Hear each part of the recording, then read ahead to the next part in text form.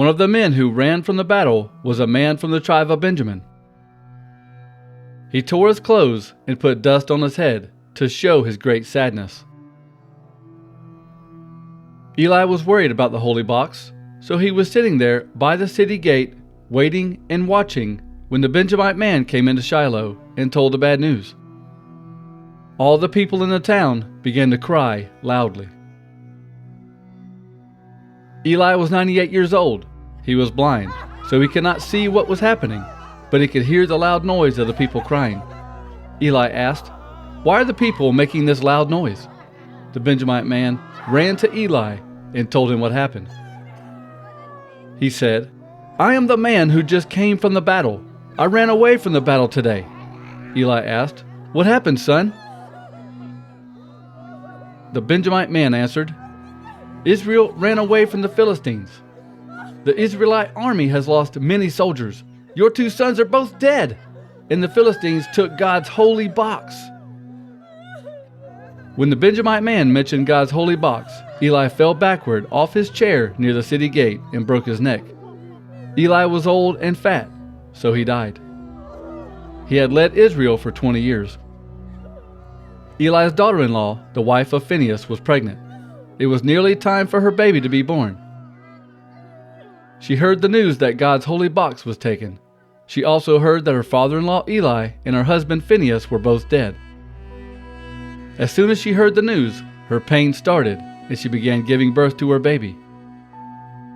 She was about to die when the women who were helping her said, "Don't worry, you have given birth to a son." But she did not answer or pay attention. She named the baby Ichabod. That is to say, Israel's glory has been taken away. She did this because God's holy box was taken away and because both her father-in-law and her husband were dead. She said, "Israel's glory has been taken away because the Philistines had taken God's holy box."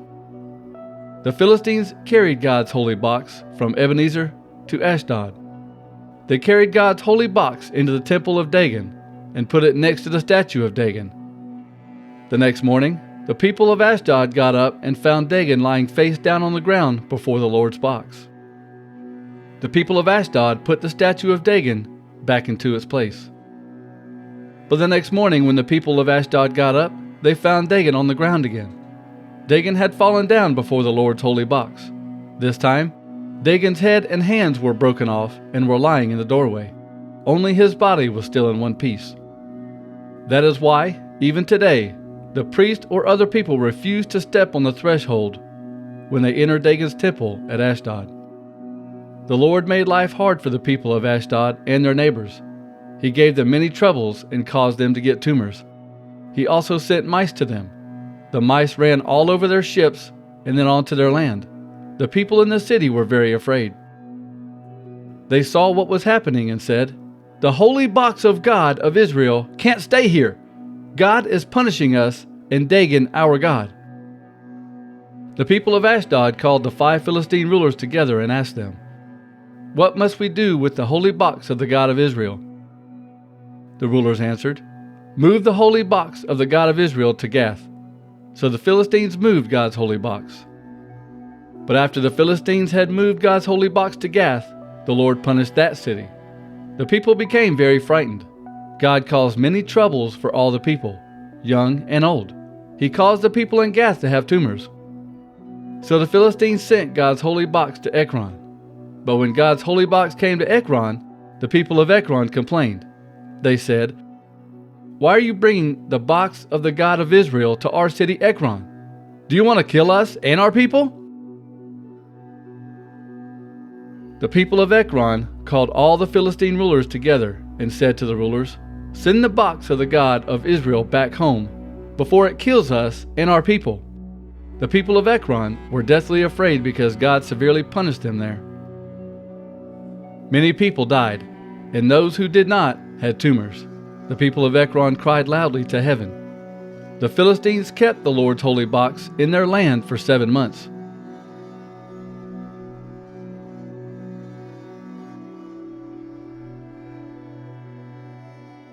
The Philistines called their priests and magicians and said, "What must we do with the Lord's box?"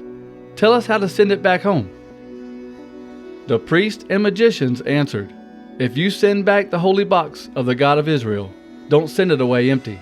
You must offer gifts to the God of Israel. Then you will be healed. You must do this so that God will stop punishing you."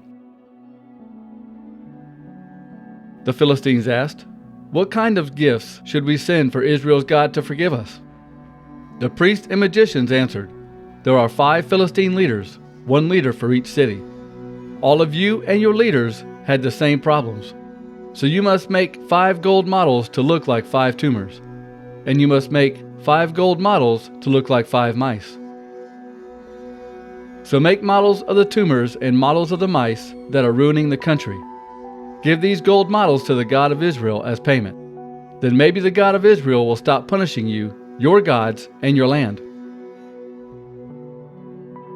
Don't be stubborn like Pharaoh and the Egyptians. God punished the Egyptians. That is why the Egyptians let the Israelites leave Egypt. You must build a new wagon and get 2 cows that have just had calves. These must be cows that have never worked in the fields. Tie the cows to the wagon so that they can pull it. Then take the calves back home and put them in their pen. Don't let them follow their mothers. Put the Lord's holy box on the wagon. You must put the golden models in the bag beside the box. They are your gifts for God to forgive your sins. Send the wagon straight on its way. Watch the wagon. If the wagon goes toward Beth Shemesh in Israel's own land, then it is their God who has given us this great sickness. But if the cows don't go straight to Beth Shemesh, we will know it was not their God who brought us this sickness. It was just one of those things that sometimes happen." The Philistines did what the priests and magicians said. They found 2 cows that had just had calves and tied them to the wagon. But they kept the calves at home in a pen. Then the Philistines put the Lord's holy box on the wagon, along with the bag, with the golden models of the tumors and mice. The cows went straight to Beth Shemesh. The cows stayed on the road, mooing all the way. They did not turn right or left. The Philistine rulers followed the cows as far as the city limits of Beth Shemesh. The people of Beth Shemesh were harvesting their wheat in the valley. They looked up and saw the holy box. They were very happy to see it again. They ran to get it. The wagon came to the field that belonged to Joshua of Beth Shemesh and stopped there near a large rock. Some Levites took down the Lord's holy box in the bag that had the golden models. The Levites put the Lord's box and the bag that was with it on the large rock. The people of Beth Shemesh cut up the wagon and killed the cows. That day, they sacrificed the cows as burnt offerings to the Lord. The 5 Philistine rulers watched the people of Beth Shemesh do this, and then went back to Ekron that same day. In this way, the Philistines sent gold models of tumors as gifts for their sins to the Lord. They sent 1 golden model of a tumor for each of the Philistine towns of Ashdod, Gaza, Ashkelon, Gath, and Ekron. The Philistines also sent gold models of mice. The number of these golden mice was the same number as the towns that belonged to the 5 Philistine rulers. These towns had walls around them, and each town had villages around it. The people of Beth Shemesh put the Lord's holy box on a rock. That rock is still in the field of Joshua from Beth Shemesh. But no priests were there to lead the celebration when the men of Beth Shemesh saw the Lord's holy box. So the Lord killed 70 men from Beth Shemesh. The people of Beth Shemesh cried loudly because of this hard punishment. They said, "Where is a priest who can care for the holy box? Where should the box go from here?" There was a priest at Kiriath Jearim. The people of Beth Shemesh sent messengers to the people of Kiriath Jearim. The message said, "The Philistines have brought back the Lord's holy box. Come down and take it to your city." The men of Kiriath Jearim came and took the Lord's holy box up the hill to the house of Abinadab the priest. They performed a special ceremony to prepare Abinadab's son, Eleazar, to guard the Lord's holy box. The box stayed there at Kiriath Jearim for a long time. 20 years passed while the holy box was in Kiriath Jearim, and the Israelites began to follow the Lord again. Samuel told the Israelites, "If you are really coming back to the Lord with all your heart, you must throw away your foreign gods and your idols of Ashtoreth. You must give yourselves fully to the Lord and serve only Him. Then He will save you from the Philistines." So the Israelites threw away their statues of Baal and Ashtoreth. The Israelites served only the Lord. Samuel said, "All Israel must meet at Mizpah. I will pray to the Lord for you." The Israelites met together at Mizpah. They got water and poured it out before the Lord. In this way, they began a time of fasting. They did not eat any food that day, and they confessed their sins. They said, "We have sinned against the Lord." So Samuel served as a judge of Israel at Mizpah. When the Philistines heard that the Israelites were meeting at Mizpah, they went to fight them. The Israelites were frightened when they heard the Philistines were coming, and said to Samuel, "Don't stop praying to the Lord our God for us. Ask Him to save us from the Philistines." Samuel took a baby lamb and offered it as a whole burnt offering to the Lord. He prayed to the Lord for Israel, and the Lord answered his prayer. The Philistines came closer and closer to fight the Israelites while Samuel offered the sacrifice. But then the Lord caused a loud clap of thunder to hit near the Philistines. The thunder scared the Philistines, and they became confused, so the Israelites defeated them in battle. The men of Israel ran out of Mizpah and chased the Philistines all the way to Beth-kar. They killed Philistine soldiers all along the way. After this, Samuel set up a special stone to help people remember what God did. Samuel put the stone between Mizpah and Shin and named the stone Stone of Help. Samuel said, "The Lord helped us all the way to this place." The Philistines were defeated and did not enter the land of Israel again. The Lord was against the Philistines during the rest of Samuel's life. The Philistines had taken some cities from Israel, but the Israelites won them back. They recovered those cities throughout the Philistine area, from Ekron to Gath. There was also peace between Israel and the Amorites.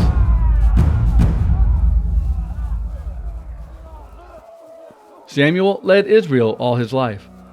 He went from place to place judging the Israelites. Every year he traveled around the country. He went to Bethel, Gilgal, and Mizpah, and he judged the Israelites in all these places. But Samuel always went back to his home in Ramah. There he built an altar to the Lord and judged Israel. When Samuel was old, he appointed his sons to be judges for Israel. Samuel's first son was named Joel. His second son was named Abijah. Joel and Abijah were judges in Beersheba. But Samuel's sons did not live the same way he did. Joel and Abijah accepted bribes. They took money secretly and changed their decisions in court. They cheated people in court. So all the elders of Israel met together and went to Ramah to meet with Samuel. The elders said to Samuel, "You are old, and your sons don't live right. They are not like you. Now, give us a king to rule us like all the other nations." So the elders asked for a king to lead them. Samuel thought this was a bad idea, so he prayed to the Lord. The Lord told Samuel, "Do what the people tell you. They have not rejected you, they have rejected me. They don't want me to be their king. They are doing the same thing they have always done. I took them out of Egypt, but they left me and served other gods. They are doing the same to you. So listen to the people and do what they say, but give them a warning. Tell the people what a king will do to them. Tell them how a king rules people."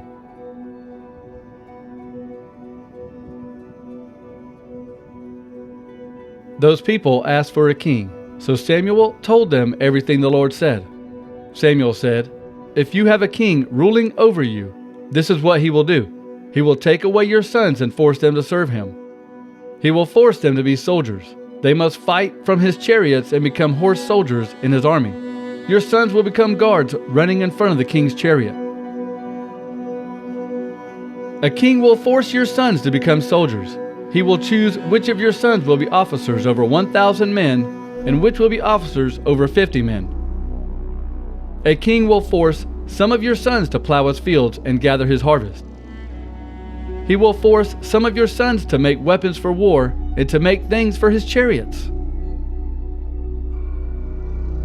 A king will take your daughters and force some of them to make perfume for him, and some to cook and bake for him.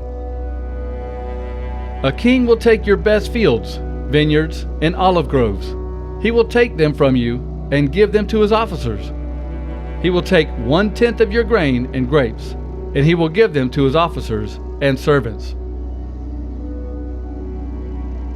A king will take your men and women servants. He will take your best cattle and your donkeys. He will use them all for his own work. He will take 1/10 of your flocks, and you yourselves will become slaves of this king. When that time comes, you will cry because of the king you chose, but the Lord won't answer you at that time. But the people would not listen to Samuel. They said, "No, we want a king to rule over us. Then we will be the same as all the other nations. Our king will lead us. He will go before us and fight our battles." Samuel listened to the people and then repeated their words to the Lord. The Lord answered, "Listen to them and give them a king." Then Samuel told the Israelites, "You will have a king. Now go home."